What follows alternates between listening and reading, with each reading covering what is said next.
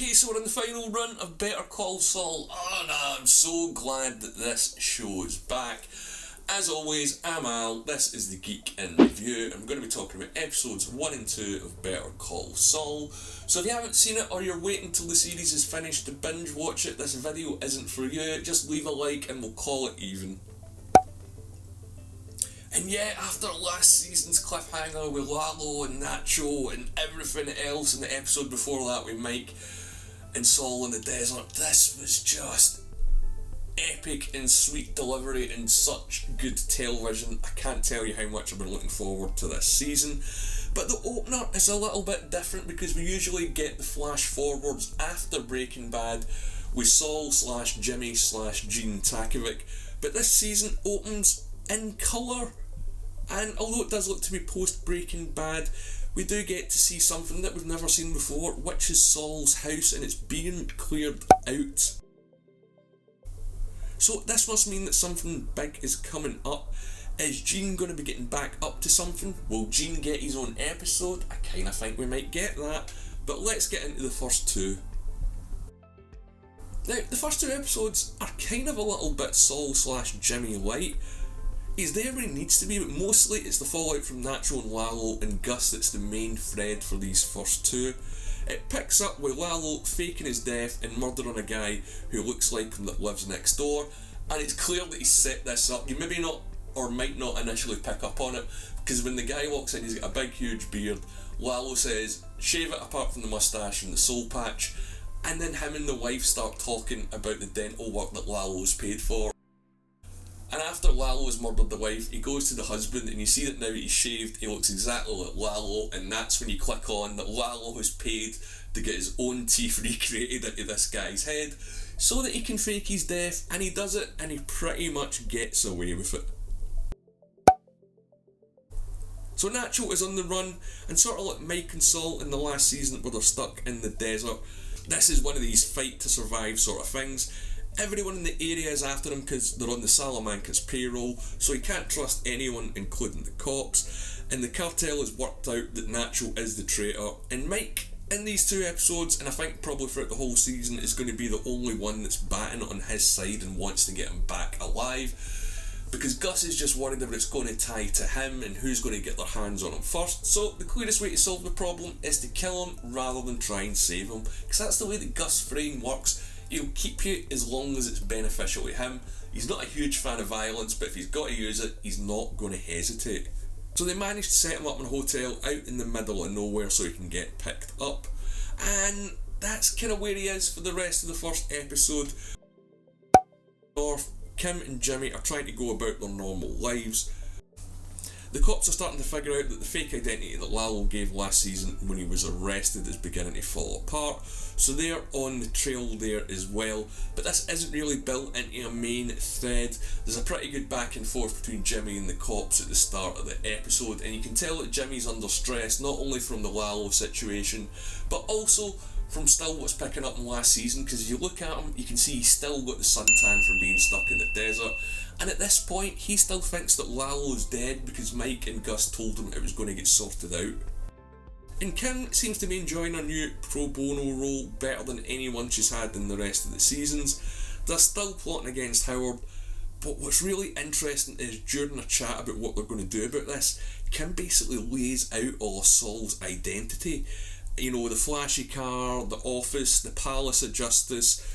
That's all going to come, and we're beginning to get the threads of this, or the sort of initial offerings of this in the setup for the final, or not the final, but you know, the definitive Saul that we're used to seeing in Breaking Bad.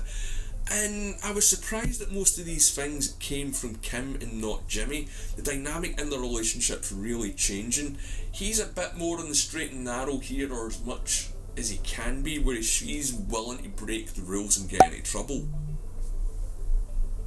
So they come up with a scheme to ruin Howard, which involves making people think he's a coke addict. And I know this is a review, but there's a few great scenes here, including one where they go to Howard's golf club to fit him up that I'm not going to ruin. But my god, Bob Odenkirk just delivers so heavy on the comedy, and they do something that they haven't really done with Saul, or maybe something that they should have done, or you think they should have done sooner, because when you meet him in Breaking Bad, one of the first things he says to Walter is, "I'm not really Jewish, I just pretend I am." And what he does is he leans into that sort of fake Jewish aspect to the character and really plays it up and hams it up. And yeah, when he done it, I was, oh yeah, I forgot. Like, they've not really done that, and that's something that Saul or Jimmy's not really done, so it completely made sense, and I just laughed so hard about it. Lalo, obviously out for revenge, contacts his Uncle Hector to let him know he's alive and that Gus has tried to have him killed. He needs proof before he can go after Gus, because if he does it without any proof, it could go against his family when it comes to the cartel, because as we've seen, Gus is a little bit better at bringing in the money than the Salamanca boys these days. But Mike's in the process of cleaning up, or at least making Nacho's life look a little bit cleaner. He gets his girlfriends out the house and replaces his safe, then adds documents to support that Nacho placed the hit. And it's got the hotel location as well, so Gus is trying to fit him up. But one thing that Mike does is very interesting, is he takes Nacho's dad's fake ID that Nacho had obviously saved for if they ever have to go on the run. And this is Mike just being a core good guy, because, well, not really a good guy.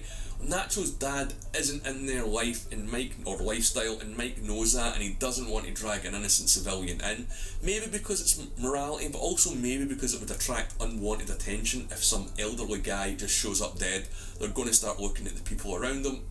Gus does try to make peace with the cartel and the Salamancas and goes to see Hector, but this is where Gus Fringe is just, genius, because the man is just so perceptive, and he's playing chess while everyone else is playing dominoes.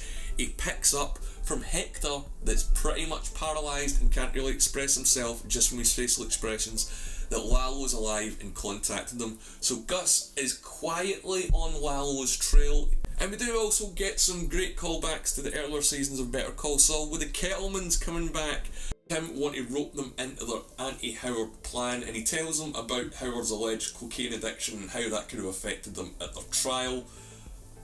And given their experience with Jimmy, they decide to take it to other lawyers because they don't trust him, and play right into his hands, telling everyone about how they knew that Howard was on coke, and how it's like an open secret in prison that this lawyer's a big cokehead and talks to dealers and stuff. And I forgot how much I love the Kettlemans. They're sort of like a low-grade Kim and Jimmy now, and I do see a lot of parallels between these couples, and I'll get to that in a second. And they do work out and cotton on to Jimmy's plan to ruin Howard, so they try and blackmail him, and Kim sort of pitches a sit-down with them. Let's go to a sit-down with them and get it all hammered out, and this is where the relationship dynamic between Kim and Jimmy gets interesting. They decide to go easy on the Kettlemans before they go hard, because Jimmy explains that Betsy Kettleman isn't the easiest person to deal with, and she's more likely to respond to money rather than threats. And when they go to meet her, she's not, Betsy isn't backing down, so Kim steps in and threatens to expose the fact that the Kettleman's new business is designed to steal from their clients. And this scene reminded me of the meeting last season where Jimmy agreed not to use the videos he'd made against Kim's client Wachtel during the meeting. They discussed it the night before, the next day double-crossed her, and this to me felt like payback, and the chat with the Kettlemans really mirrors what Jimmy and Kim are becoming. They're not really lawyers anymore, they're schemers, and I know that's what Jimmy was previously. He sort of went more into the lawyer route, and she's going more into the schemer route, and again, I think Kim is going to play a bigger role in the formation of the final Saul Goodman than we're even aware. Because we know that Kim doesn't make it to Breaking Bad, but we know that about a few people. But Kim is definitely the key here to Saul. She's crafting his personality. But speaking of characters that we do know make it to Breaking Bad, there's a great standoff at the end of the second episode between Mike, Tyrus and Gus, when Gus wants to kidnap Nacho's father and Mike basically says he's not having it. And the reason that this scene is so brilliant is we know none of these characters are going to die in it, despite the fact that guns are being pulled and threats are being made.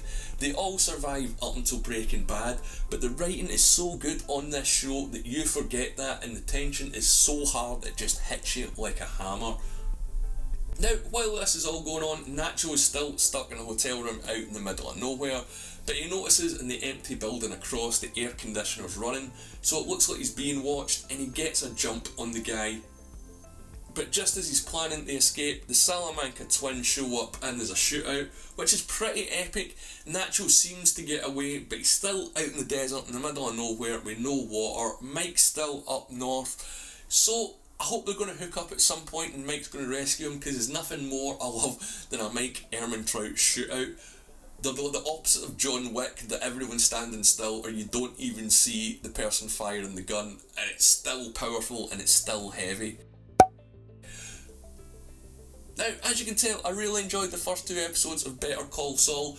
I have a load of theories about what's going to happen to some of these characters and happen in the show. I'm also going to be doing episode 3 reviews and reviews for the whole season, so make sure you like and subscribe so you don't miss that. As always, I'm Al, thanks for watching, let me know what you think in the comments below, and you can follow me on Twitter at The Geeks Reviews.